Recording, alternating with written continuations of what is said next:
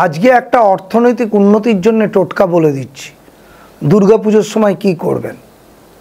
দুর্গাপুজো অষ্টমীর দিন সবচেয়ে প্রথমে ঘুম থেকে উঠেই আপনারা কিন্তু যেখানে দুর্গাপুজো হচ্ছে সেখানে যাবেন, গিয়ে সেখানে কখন যজ্ঞ হবে, অষ্টমীর যজ্ঞ, সেটা জানার চেষ্টা করবেন।